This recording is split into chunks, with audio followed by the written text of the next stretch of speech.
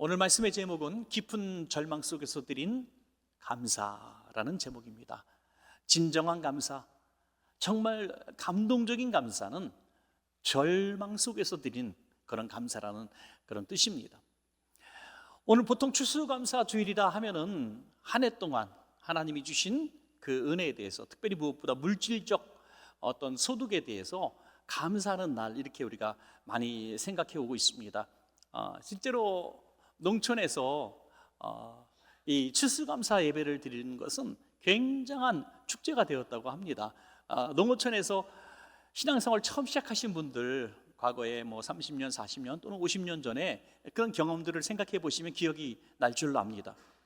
정말 한 해 동안 논농사를 지었다고 생각해 보십시오. 중간에 무슨 소득이 있었겠습니까? 그냥 고생하면서, 굶어가면서, 피땀 흘려가면서 이제 드디어 가을에 이렇게 아름다운 노랗게 익은 벼이삭을 거둘 수가 있었죠. 오늘 우리 데코팀 너무 예쁘게 수고롭게 잘 하셨습니다. 저 장로님이 또 헌신하셔서 또 사갖고 오셨다 그러는데 너무너무 이쁜 추수밭을 만들어 주셨습니다. 그거를 베가지고 그때 11조 처음 드리는 거예요. 매달 11조를 드릴 소득이 없으니까 추수감사주일날 한 해에 11조를 100가마를 지었으면 10가마를 하나님 앞에 드리는 거예요. 그래서 교회 앞에 가득 쌀가마니가 쌓여져 있는 그런 사진들도 보곤 했습니다. 그러면 오늘은 우리는 추수감사절의 그런 감격과 감사가 사실 이전만은 못할 수밖에 없습니다. 왜냐하면 우리는 매주 또는 매달 소득을 주님 앞에 11조를 드리고 있었고, 또 중간중간에 감사도 늘 하고 있었기 때문에 한 해의 감사를 몰아쳐서 하는 그런 것은 물론 아닙니다. 그런데 추수감사라는 것이 주신 물질에 대한 감사만 드리는 것인가? 절대로 그렇지 않습니다. 추수감사들의 진정한 유래를 찾아보면요, 두 가지 중요한 절기와 맞물려 있습니다. 하나는 맥추절이고요, 또 하나는 초막절입니다. 맥추절과 초막절이 추수감사절과 굉장히 밀접한 연관관계를 갖고 있습니다. 그래서 실제로 두 번의 감사주일을 드리는 교회들도 많고, 또 유대인들도 두 번의 추수감사라고 단정 지을 수는 없지만 두 번의 감사를 드리는 것이 일상이었습니다. 그리고 두 가지 다 하나님의 은혜에, 특별히 영적 은혜에 관련이 있습니다. 맥추절은 뭡니까? 물론 물질적으로 맥추절은 밀과 보리를 수확하는, 그래서 가을 추수가 아닌 이른 추수가 될 수가 있습니다. 정말 보릿고기 같이 힘든 시기에 그 밀과 보리를 얻었을 때 얼마나 감사했겠습니까? 그런데 이 시기가, 맥추절은 6월절 아시죠 여러분? 6월절, 애굽에서 노예에서 살 때에 하나님의 은혜로 어린 양의 피를 인방 자울설주에 발라서 그 장자를 죽이시고 해방을 얻은 그 결정적인 해방의 날, 그 6월절입니다. 그 6월절부터 50일 지난 날, 우리 오순절이라고 하죠. 그 특별한 의미 있는 날이잖아요. 마가다락방에 성령이 임하신 날이기도 하고, 바로 그 날이 이 맥추절의 은혜를 기억하는 날입니다. 그래서 이 날엔 무슨 생각을 했을까요? 맥추절이 있을 때마다 이렇게 생각했을 거예요. 우리가 애굽의 노예로 살 때에는 아무리 열심히 농사를 져서 밀과 보리를 거둬도 다 주인이 가져가고 굶어 죽지 않을 정도로만 우리에게 줬는데, 이제는 우리가 거둔 양식이 다 우리 건 거예요. 해방과 또는 자유의 기쁨, 그리고 우리 소유의 기쁨이 거기 막 어우러졌을 거예요. 참 내가 얻은 소득이네. 그래서 이 애굽에서 노예로 살 때 자기들을 구원해 주신 그 구원의 은혜에 감격하는 날이 바로 이 맥추감사절이 되었다 하는 것이죠. 그러면 그 다음에 이 초막절은 뭡니까? 애굽에서 해방되어서 광야로 나왔습니다. 그리고 광야에서 40년 동안 살면서 그들에게 필요한 것이 얼마나 많았겠습니까? 40년을 살 수 있는 양식이 얼마나 많이 있었겠습니까? 의복이 또 얼마나 필요하고, 신발이 얼마나 필요합니까? 물이 얼마나 필요합니까? 그 모든 것들을 하나님이 책임져 주셨다는 것을 기억하는 날이에요. 실제로 이 초막절에 얻어지는, 물론 소산물도 있습니다. 대표적으로 올리브 또는 포도, 우리가 생각하는 진정한 의미의 가을 추수가 여기 담겨져 있습니다. 초막절에. 그런데 그들은 이 양식 때문에 하나님 앞에 더 감격한 게 아니라 이 초막 속에 거할 때 무슨 생각을 했을 거예요? 그들은 일주일 동안 자기가 지은 초막을 짓고 그 초막에서 살았습니다. 아무리 좋은 집이 있고 편리한 문명의 이기들도 가지고 있었지만 그것들을 사용하지 않고 초막에서 살고 일주일을 지내는 거예요. 체험을 하는 겁니다. 언제요? 광야 이스라엘 백성들의 체험을 하는 거예요. 거기서 하나님, 오늘도 하나님의 은혜로 만나를 먹었습니다. 오늘도 하나님의 은혜로 물을 마셨습니다. 하나님의 은혜로 짐승으로부터 보호받았습니다 하면서 그 하루하루를 하나님의 은혜 아니면 살 수 없다고 고백하는 그 순간순간이 바로 이 초막절의 의미를 담고 있습니다. 자, 그러면 여러분 이제 어떤 결론을 내릴 수 있을까요?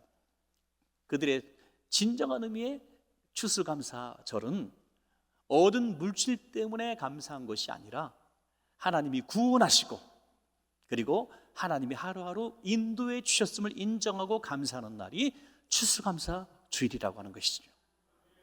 오늘 혹시라도 이 진정한 의미의 추수감사 주일에 대해서 생각을 잘 못하시고 야, 난 감사할 게 없는데 뭘 감사해?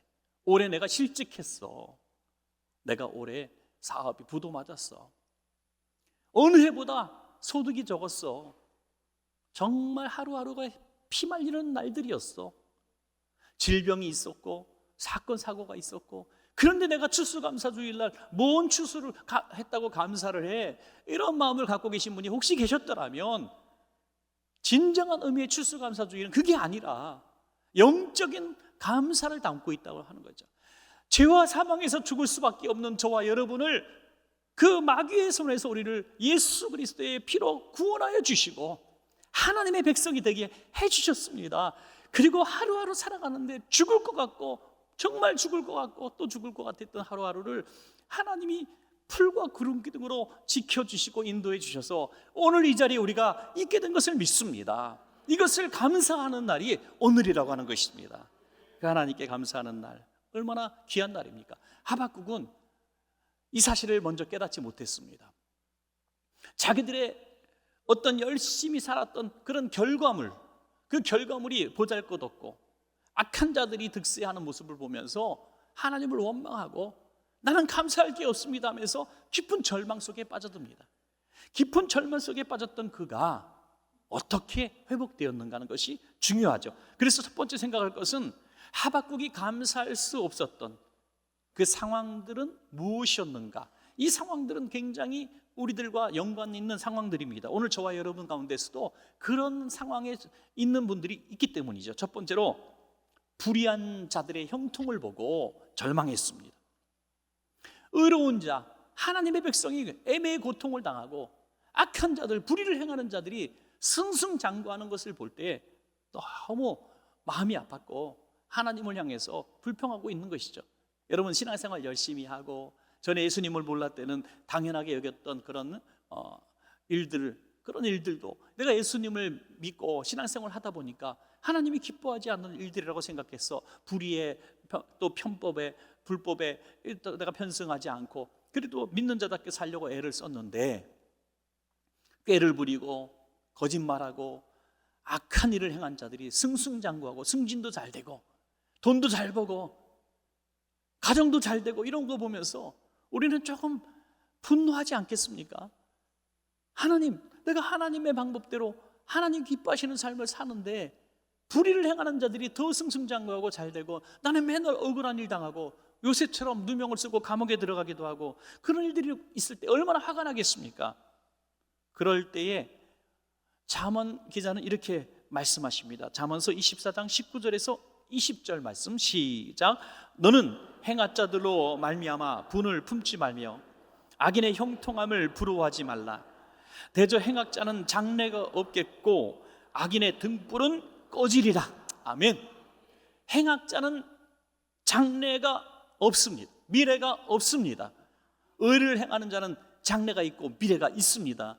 지금 보면 불평하고 원망할 거지만 이 끝이 아니라는 거예요. 결국 최후 심판의 날이 옵니다.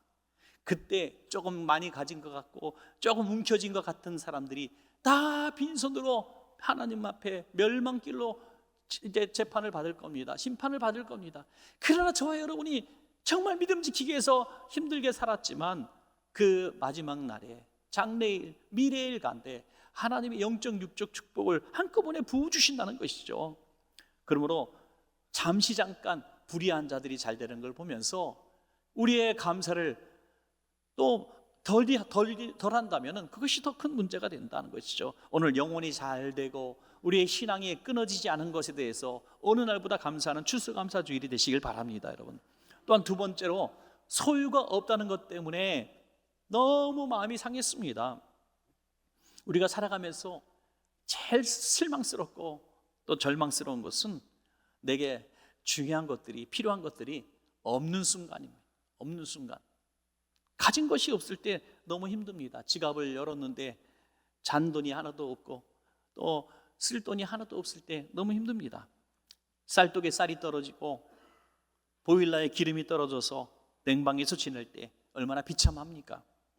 자녀들이 풍족하게 누리지 못할 때 다른 부모들은 다 잘해주는데 나만 못해주는 것 같고 얼마나 마음이 안 좋습니까? 교육시킬 돈이 없고 제때 치료받지 못할 때 얼마나 마음이 상할까요? 이번에 저도 이제 목사님들과 함께 또 중장거리 여행도 같이 여러 번 했습니다. 하면서 많은 얘기를 나누다가 한 목사님의 얘기를 듣고 참 짠했던 부분이 있어요. 처음 목회를 하는 첫 자리가 바로 이제 미국 유학 가서 하는 목회자였습니다. 유학 가서 이제 아이를 낳고 교육을 시키고 이제 부목사 생활을 하는데 이 아이가 이제 초등학교에서 중학교 올라가는 아마 그 사이였던 것 같아요. 근데 이 치아가 이제 문제가 생겨서 이 치료를 받아야 되는데 그러니까 뽑으면 될 것 같더라는 거예요. 뽑으면 하나를. 그래서 이 뽑으려고 했더니 그 돈이 없는 거예요. 미국 치과가 또 엄청 비싸다고 하더라고요. 그래서 치과 가서 이거 하나 뽑는데 이 돈이 아까워서 고민하고 있는데 그 교회에 청년 하나가 치과에서 보조 이제 견습생으로 일하고 있는데 목사님 그거 제가 할 수 있을 것 같아요 그러는 거예요. 그래서 병원 문 닫은 날 몰래 그 치과 병원에 목사님하고 애 데리고 몰래 도둑처럼 숨어 들어가서 그 청년 불 살짝 켜고 그 치과 병원에서 이 청년이 이제 마루타 실험하듯이 하는 거예요. 이빨 하나만 딱 뽑으면 되는 거예요. 근데 마취제를 넣을 수 있는 방법이 없는 거예요. 그 마취를 못하고 치아를 뽑는데 이게 해본 적이 있어야죠. 딱 뽑아야 되는데 벤치로 자꾸 이빨만 깨트리는 거예요. 또각 깨져가지고 끝에까지 다 깨져버렸어. 입에서는 피가 막 분수처럼 솟아오르고 살점이 다 뜯기고 애가 입에서 피가 철철 나고 그런데 이빨은 다 박살이 나고 안에 뿌리는 뽑히지도 않고 이게 너무나 난감. 자기도 해보려고 막 몸부리고 애는 눈물이 뚝뚝뚝뚝 떨어지는. 그런데 결국 목사님 못할 것 같아요. 그래서 이렇게 부어진 피투성이 된 애를 끌고 나오면서 다시 집으로 돌아왔습니다. 얘야 아프면 아프다 그러지 그만하라 그러지 그랬더니 그때 눈물만 툭툭툭툭 자기 상황을 자기가 아니까. 이런 비슷한 일들을 몇 번이나 경험합니다. 그래서 아기를 끌어안고 미안해 하고 통곡하고 차에서 울었대요. 그러면서 목회를 한다는 게 이게 뭡니까? 하나님 내가 목회하기 위해서 이곳에 왔는데 이게 뭡니까? 소유가 없다는 것은 비참한 일입니다. 남들 다 있는 걸 해주지 못할 때 기본적인 걸 못 해줄 때 너무나 비참한 것이죠. 오늘 하박국이 그런 상황 가운데서 어찌 하나님을 원망하지 않을 수가 있을까요? 하박국 3장 17절 보시면 없는 것 투성이에요. 비록 무화과 나무가 무성하지 못하며 포도나무에 열매가 없으며 감람나무에 소출이 없으며 밭에 먹을 것이 없으며 우리의 양이 없으며 외양간에 소가 없을지라도 없다는 거 6번이나 말하고 있어요. 있는 게 도대체 뭡니까? 아무것도 없어요. 요즘 말로 먹고 죽을 것도 없는 거예요. 지금 아무것도 없어요. 그때 절망할 수밖에 없는 것이죠. 또한 이 하박국에 있어서는 지금 두려움이 있었습니다. 세 번째로 두려움. 이 두려움은 감사를 가로막는 큰 이유가 되기도 하죠. 하박국 3장 16절 보시면 내가 들었으므로 뭘 들었습니까? 멸망에 대한 소식을, 예언을 들은 겁니다. 내 창자가 흔들렸고 그 목소리로 말미암아 내 입술이 떨렸도다. 무리가 우리를 치러 올라오는 환난 날을 내가 기다림으로 썩이는 것이 내 뼈에 들어왔으며 내 몸은 내 처소에서 떨리는도다. 전쟁의 공포 얼마나 두렵습니까? 내가 곧 죽을 수도 있다는 거예요. 죽음의 공포가 밀려온 것이죠. 여러분, 전쟁을 경험한 세대 많이 계시잖아요. 어르신들, 전쟁을 경험한 사람은 이 트라우마가 없는 사람이 없다 그래요. 비행기 소리만 나도 숨고 싶고요, 뭐 조금 이상한 소식만 들면 슈퍼 가서 물 사갖고 쌀 사갖고 와야 되는 거예요. 몇십 년이 지나도 이 전쟁의 공포는 너무나 끔찍한 거예요. 시체들이 길바닥에 늘어져 있고요, 기본적인 인권이 어디 있습니까? 하박국 선지자는 지금 이 두려움이 온 거예요. 여기서 무슨 감사 제목을 찾을 수가 있겠습니까? 또 네 번째로 거기다가 하나님의 침묵이 있었습니다. 아무리 기도해도 하나님 응답하지 않는 거예요. 하박국 1장 2절 말씀 보면, 여호와여, 내가 부르짖어도 주께서 듣지 아니하시니 어느 때까지리이까? 내가 강포로 말미암아 외쳐도 주께서 구원하지 아니하시나이다. 주님 살려주세요. 못 살겠어요. 나 죽겠어요. 너무 무섭습니다. 있는 게 도대체 뭐예요? 라고 부르짖어도 하나님이 침묵하셨다는 거예요. 응답하지 않으셨다는 거예요. 전에 없던 환난과 가난과 질병으로 인해서 전에 없던 기도를 하기도 하죠. 금식도 하고 나와서 부르짖어 기도도 하고 심야 기도도 나오고 수요예배도 나오고 새벽 예배도 나오고 또 전에 없던 기도실에 가서 혼자 부르짖어 기도하기도 하고, 이 정도면 하나님이 뭔가 좀 전에 없던 응답을 주시겠지 했는데 여전히 응답이 없는 거예요. 자, 이 정도 되면은 하박국이 아니라 누구라도 감사는커녕 원망불평하지 않겠습니까?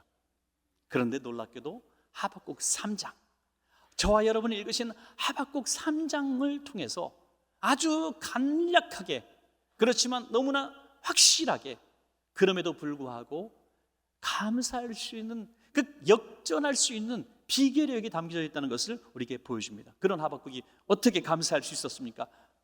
그래서 크게 두 번째 생각하는 것은 하박국이 깊은 절망 속에서도 감사할 수 있었던 비결, 그 비결이 무엇인가? 딱 두 가지입니다. 간단하게 말씀드립니다. 이 두 가지만 발견하면 우리도 어떠한 상황 가운데서도 감사할 수 있습니다. 첫 번째로, 절망적인 상황이 아니라 구원의 하나님을 바라보았습니다. 저는 이 두 가지를 제 서두에서 말씀드린 거기와 연결시키고 싶습니다. 첫 번째 뭡니까? 바로 맥시절의 의미를 여기서 담고 있다고 저는 생각합니다. 절망적인 상황, 그 가난한 상황이 아니라 나를 자유인이 되게 하신, 죄악과 사망, 저주의 땅에서 나를 구원하여 주신, 또 영원히 멸망받을 수밖에 없는 저와 여러분을 예수 믿고 구원받게 하신 그 구원의 은혜, 그 하나님만 바라보는 거예요. 하나님만. 여러분, 제가 단적인 예로 여러분에게 큰 부요를 제가 줄 수 있다고 말씀을 드리고 싶습니다. 제가 뭐 큰 돈은 없고 한 1조 정도, 그 한 1조 정도를 여러분께 딱 드릴 수 있어요. 그리고 요 하나는 이제 구원이라고 하는 선물. 자, 둘 중에 하나밖에 못 갖습니다. 흔들리면 안 됩니다. 여러분, 흔들리면 안 됩니다. 예, 뭘 가지시겠습니까? 할렐루야. 예, 뒤에 가서는 딴소리 하지 마시기 바랍니다. 1조보다 10조보다 구원의 은혜가 더 큰 은혜인 줄로 믿습니다. 잠시 잠깐의 것과 영원한 것과 어떻게 비교할 수가 있겠습니까? 자, 이 얘기입니다. 물질과 상황을 바라보면 원망할 수밖에 없지만 날 구원하신, 다 줘도 얻을 수 없는 구원을 주신 하나님을 바라보니 감사할 수 있게 되었다는 것이죠. 우리가 구원의 하나님을 찬양하는 이유는 무엇입니까? 바로 내 힘으로는 도저히 얻을 수 없는, 누구도 줄 수 없는, 내가 노력해서 얻을 수 있는 것도 아닌 그 모든 정말 주실 수 있는 분이 하나님밖에 없는 그 선물, 구원의 선물을 우리가 받았기 때문이죠. 시편에 보면 너무나 유익한 말씀이 나와요. 시편 69편 30절에서 31절입니다. 한번 같이 읽습니다. 시작. 내가 노래로 하나님의 이름을 찬송하며 감사함으로 하나님을 위대하시다 하리니 이것이 곧 소 곧 뿔과 굽이 있는 황소를 드림보다 여호와를 더욱 기쁘시게 함이 될 것이라. 아멘. 당시의 사람들은 이제 죄를 짓거나 너무 또 하나님 앞에 불충했을 때 그 죄 사함 받기 위해서 제물을 가지고 가서 제사를 드리죠. 돈 있는 사람들은 가장 비싼 제물인 황소를 드림. 황소. 소를 드린다는 것은 대단한 일입니다. 지금도 소가 얼마나 비쌉니까, 여러분? 그런데 이 당시에 유일한 재산, 또 가장 큰 재산이었던 이 황소 한 마리밖에 없는 집에 황소를 드린다는 것은 이거는 다 드린 거, 전 재산. 가난한 사람은 양도 못 드리고 비둘기 한 마리를 드렸다는 거예요. 비둘기 몇 마리 묶어가지고 한 양의 반은, 하나가 너무 값싸기 때문에 몇 마리씩 묶어서 파는 그 한 마리 비둘기를 드렸다는 거예요. 자, 황소를 드렸다고 해서 죄 용서하지 않으시고, 비둘기 드렸다고 죄 용서하지 않으시고, 또 죄 용서하고 하노의 잣대가 황소냐 비둘기냐입니까? 그렇지 않다는 거예요. 황소를 드려도 용서함 받고 비둘기 드려도 죄사함 받을 수 있다는 겁니다. 그런데 우리가 어떤 상황과 형편이든지 상관없이 하나님을 찬양하고 감사하면 우리 하나님께서 기뻐하신다. 그 제물을 드린 것의 효과를 말씀하고 있는 것입니다. 이 효과가 뭡니까? 죄사함의 구원의 은혜를 말씀하고 있는 것입니다. 여러분, 감사하는 자가 구원받은 자인 것을 믿으시기 바랍니다. 10명의 나병 환자가 모두 다 구원을 받았습니다. 죄에서 구원받은 것이 아니라 병에서 구원받았습니다. 그런데 단 한 사람만이 예수님께 와서 감사하다고 살해를 하니 내 믿음이 너를 구원했다고 말씀하시는 거죠. 9명은 육신의 구원만 받았지만 감사하는 단 한 사람만이 영혼의 구원을 받았습니다. 그러므로 절망적인 상황을 바라보지 말고 구원의 하나님을 바라볼 때 어떤 상황과 형편에서 우리는 더 감사할 수 있는 무엇입니까? 구원의 확신을 얻을 수가 있게 되는 것입니다. 오늘 이 구원의 확신이 가득한 감사의 날 되시기를 축복합니다, 여러분. 마지막 두 번째로, 절망적인 상황을 이길 힘을 주실 줄 믿었습니다, 여러분. 이것은 초막절과 저는 관계에 있다고 생각합니다. 초막절이 뭡니까? 오늘 어떻게 살지? 뭐 먹고 살지?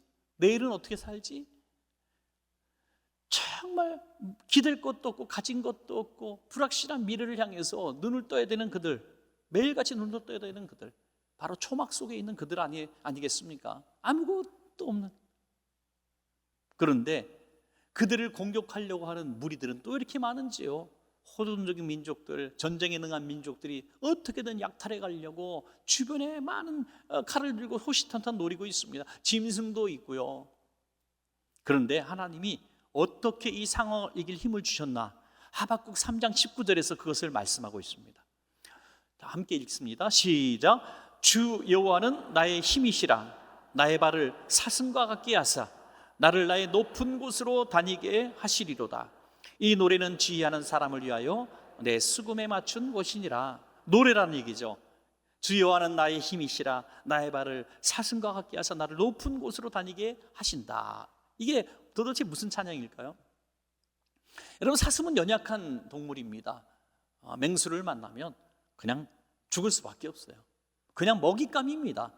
그런데 사슴이 이 발의 구조가 특별해가지고 이 보통 맹수들이 이 사슴을 쫓아올 수 있는 지형들이 있습니다. 언덕이나 높은 바위 같은 거, 그 꼭대기에 바위 막 꼭대기 타고 올라가서 사슴이 있으면 짐승이 따라가지 못한대요. 죽일 수가 없다는 거죠. 사슴이 민첩하게 자기의 주신 그런 신체적 재능을 가지고 막 이 산속으로 숲속으로 들어가고 산속으로 올라가고 높은 곳에 서게 되면 생명을 지킬 수가 있었다는 겁니다. 여러분, 우리의 모습이 아니겠습니까?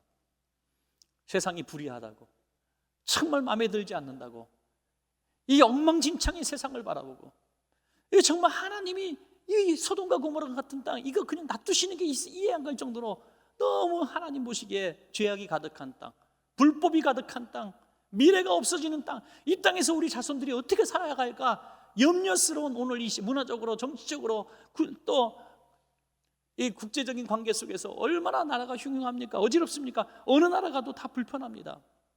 이럴 때에 세상을 우리가 뒤집어 놓습니까? 무기를 들고 칼을 들고 한번 청소를 해야 됩니까? 그게 아니라는 겁니다. 하나님은 이 세상에서 우리를 보호하신다는 거예요. 사슴과 같이 높은 곳에 두신다는 것입니다. 그러므로 환경이 바뀌어야 감사한다? 악한 자들이 다 죽어야 감사한다? 정의가 실천돼야 내가 그날 감사할 거다? 내가 힘이 생기면 감사할 거다? 돈이 생기면 감사할 거다? 성공하면 감사할 거다? 1등하면 감사할 거다? 그게 아니라는 겁니다. 절망적인 상황을 내가 지금 견디고 이길 수 있는 힘을 주신 하나님께 감사하라 이거예요. 지금 이런 세상임에도 불구하고 믿음 지키고 살아갈 수 있고 건강 지키고 버티고 있는 것이 감사해요. 어떤 분 너무 큰 질병에 걸리셨어요. 오랜 치료를 받으면서 쇠약해 갑니다. 몸은 점점 말라갑니다. 여기저기 다 박살이 나고 있어요. 너무 안쓰럽습니다. 망가져가고 있어요. 끼어져가고 있어요. 말라가고 있어요. 그럼에도 불구하고 그분은 이렇게 얘기합니다. 오늘도 예배할 수 있음에 감사합니다는 거죠. 그럼에도 불구하고 오늘도 숨쉬고 찬양할 수 있음에 감사합니다. 모든 상황 형편 보면 벌써 죽었어야 되는데 내 생명이 이렇게 보존돼서 하나님을 찬양할 수 있으니 감사합니다. 우리 자녀가 말 좀 안 듣는다고요? 여러분, 말 좀 안 듣는 게 뭐 됐습니까? 학교 이번에 좋은 학교 원하는 학교 못 들어갔다고 그게 뭡니까 여러분? 그 아이가 뛰는 심장을 가지고 내 곁에 있음을 감사하시기 바랍니다. 이것이 절망 속에서 높은 사슴처럼 높은 곳에 세워진 사슴처럼 감사하는 모습이라는 거죠. 이 감사가 우리의 삶을 이끌어가는 절망 속에서 힘을 주고 희망을 주는 능력이 될 줄로 믿습니다. 여러분, 말씀을 맺겠습니다. 우리는 환경을 바라보고 사는 사람들, 환경에 따라 감사하고 불평하는 사람들이 아닙니다. 구원의 하나님 때문에 감사하고 오늘 하루하루 살아갈 수 있는 힘을 주신 하나님께 감사하고, 그래서 영원한 하나님 나라 가나안에서 주님과 함께하는 저와 여러분 될 줄로 믿습니다.